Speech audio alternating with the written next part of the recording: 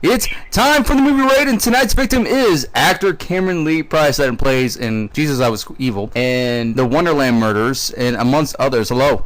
I Was Evil is actually premiering at Crypticon on May 3rd at midnight showings. Those of you in Seattle are going to be at Crypticon at that amazing horror convention. Come out to the midnight showing. It starts at 11, so it's going to be a good time. Oh, very nice, very nice. And how long was this actually been in motion? How long actually were you on this project in motion? Was this a couple months, or was this like a year to actually get this completed?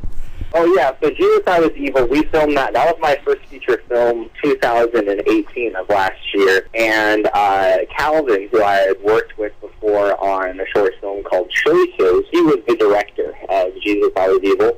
And he was a writer and editor and cinematographer and many other hats as well, executive producer. He was like, hey man, I really want you to audition for this role of Christian, the lead male. You know, he's kind of dopey, kind of like Ross from Friends, you know, he's not all there. And he sent me the sides, and I sent them the sales tape, and they pretty much immediately added me to the group chat and welcomed me to the team. And I spent March, I think we started doing that like March 24th of 2018. It's cool because I was just recently going through my Facebook timeline, and I'm seeing all of the throwback pictures from a year ago from each weekend of us filming, and so it's good to revisit those memories right before the premiere's coming up. Calvin just went straight into editing that as soon as it was done, and it's awesome. We got some of the bands coming from California, I believe, some of the all-female punk bands that did the soundtrack and contributed to the score of this film. Yeah, it's pretty great. It's being released via Wild Eye distribution coming up soon, and so hopefully in the next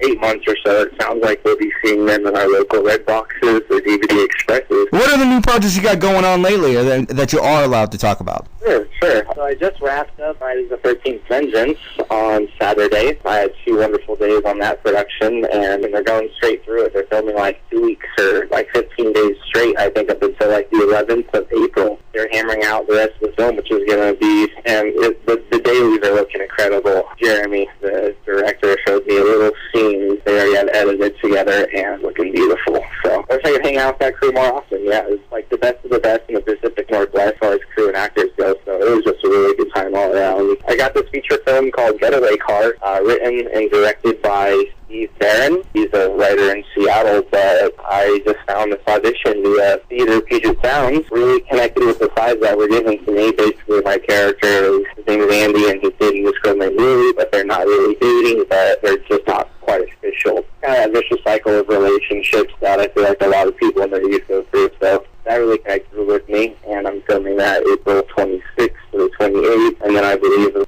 3rd and 4th weekend of May. So it'll be awesome. And that's a full feature drama film. Really good, really good. It's probably one of the best scripts that I've read during this journey, so it's got a lot of me too. I'm really excited to sink my teeth into that role of Andy. Oh, very cool. I mean, do you ever pace yourself, because now you're working all the time, or at least trying to get work all the time by auditioning and stuff. Do you actually pace yourself in terms of roles, so that way you lose so much energy just to get to this one role and then bounce to another role without losing so much energy in between takes, and as well as the characters? I definitely understand what you're saying. Yeah, I even had a post on my Facebook today, for that matter, commending my acting coach, John Jacobson. He's teaching me to really pace it and to really do the work. I mean, there were times last year or in 2017, for that matter, I would be directing 2 films in one day, and I would just kind of stress myself out. I'm glad and I'm proud to say that I just don't work like that anymore. I admired my dedication and my hustle back then, but I just view this craft a little bit more differently and a little bit more complex than I did before.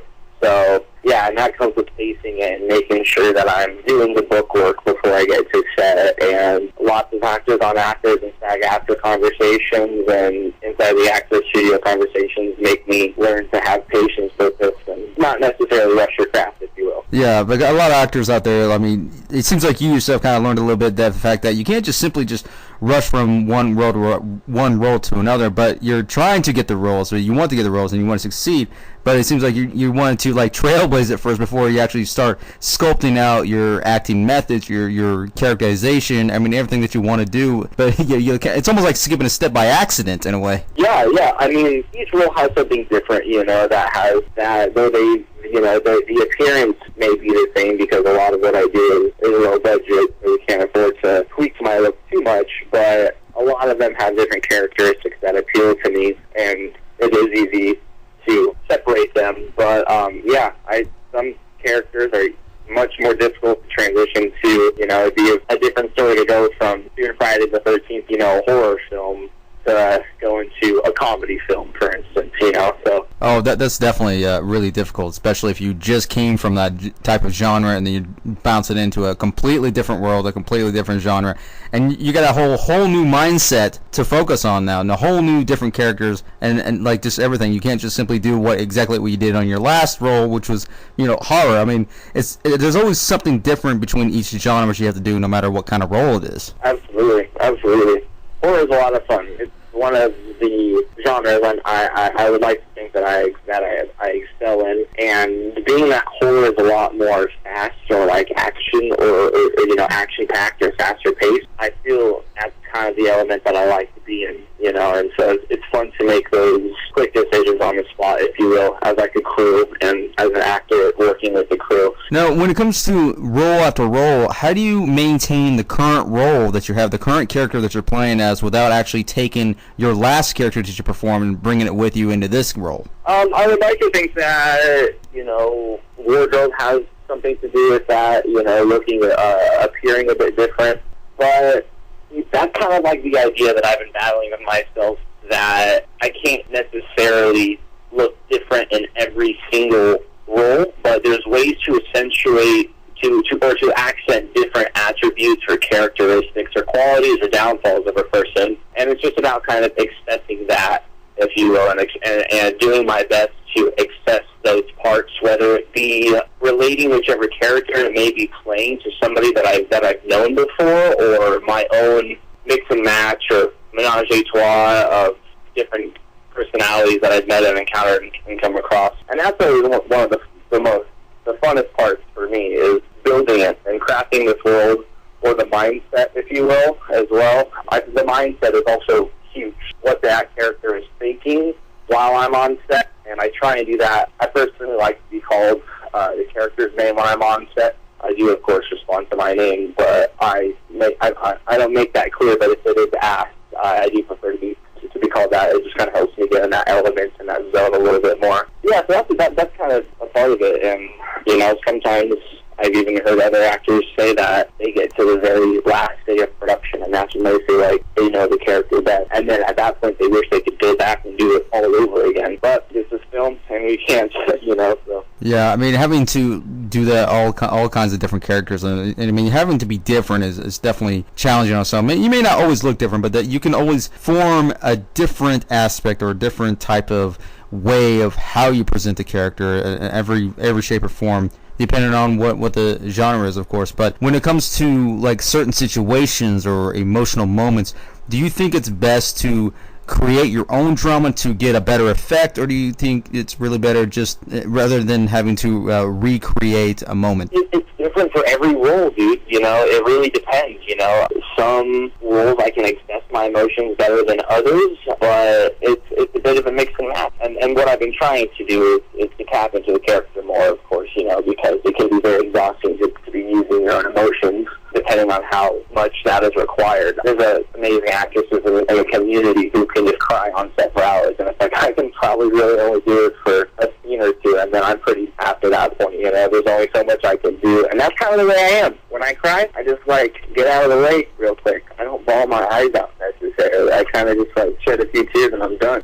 So it's hard for me to really kind of hyphen that up, if you will, but by thinking of the character, that's how I do that. And then also, I think a big factor in my performance is the way that I'm directed, of course. The director can completely bring out something that I didn't know existed, or tweak something that we experimented with before. So that's a big part of it as well, definitely, the direction. Absolutely. Do you think actors should be a little bit more suggestive on the set? I don't mean just by the character, because that's usually the golden rule.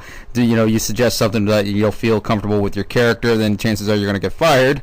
But I mean, more suggestive, like in terms of with the story with your character, or even the situation or the moments that you're performing.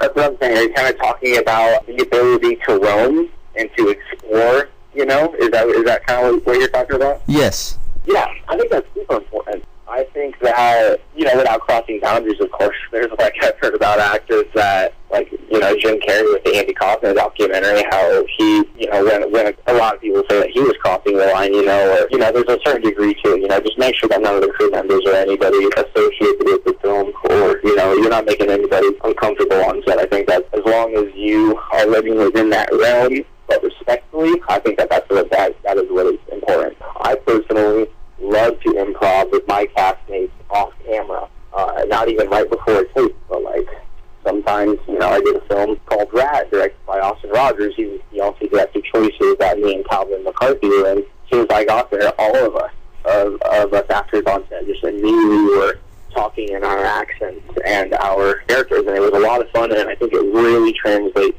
so well to the film. So I welcome it, and I encourage it. Yeah, I love doing that.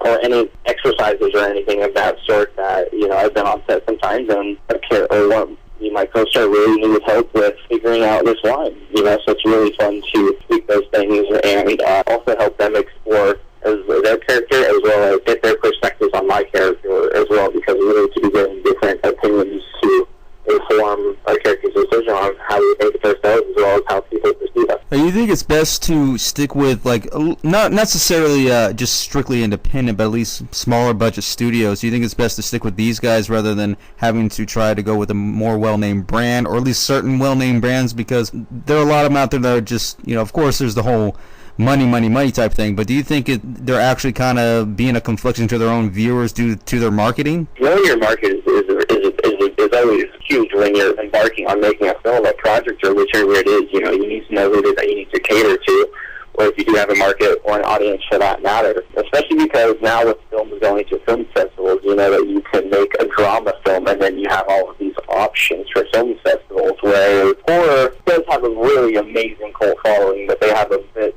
smaller of an audience, but horror fans are definitely much more dedicated. They can't really deny that, so it kind of makes up for that, kind of the same thing as for the sort of metal community as well. I think that with working with these local production companies, whether you have the money or not, as long as these people are doing their due diligence in terms of promoting them, if you have something that you believe in and you as the team believe in it, there's no reason that you shouldn't be promoting it, and whether your circle's intertwined or not, there's always another person that could be reached, and I think that is a good promotion can make up for the lack of a budget for that matter, and really make a film go that much further, whether you're posting screen grabs or stills or these cool promo interviews, teasers, anything of that matter. You don't need a big budget in order to properly promote something, of course. And so with Facebook, being able to do these sponsored posts, and you can select your audience, you select your region. If you only want to be known for it locally, if you want to be known for it around the globe, you can select that. And so that's really cool. So that's the amazing thing about social media and everything these days, is that it makes it so much easier for us to have everybody so accessible for us. Well, go and plug in anything that you want to plug in, like anything that's going to be released on DVD, all your projects that's about to be hitting the waves pretty soon, etc., etc. Yeah, I got my new reel coming out very soon. I just released a short film called Landman about two fishermen who were in Southeast Alaska for 5 months, side by side every day, working on a boat. And it's a one-take, 3-minute film. It was shot a few weeks ago, and they completely went through post-production already. We submitted it to a film festival. So that one's coming along really beautifully, and it's available for everybody's viewing pleasure. You only got to pay $1 via the Indiegogo in order to see that.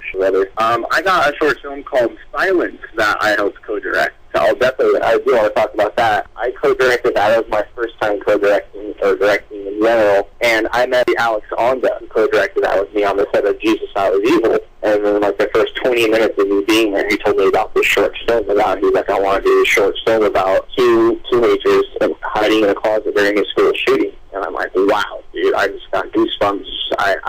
We need to make this film. He sent over a rough draft of the script to me, and then I kind of put my tweaks through it. We went through different cinematographers that we were discussing, and we settled on, or then not settled, we went with Philip Cornwall, who directed me in Dusk to Dusk, and he was a fantastic cinematographer and really helped us kind of build the script and bring a lot of factual evidence to it to make it that much gripping and compelling and true, for that matter. And Nicole Moriarty and Morgan Chandler were our two actors in that, and they were fantastic. Morgan just got done doing The Reach, which is a feature film over here in Seattle that is looking fantastic, and sounds like Iowa Soul and all of them are going to the AFM and all these amazing places trying to market the film and get a distribution. They really took a performance, and so that's coming out very, very soon. Philip Garrison, the composer, just got done finishing a score for that. He had an amazing piano and amazing layering to it that's going to really complement it so well. And we're going to start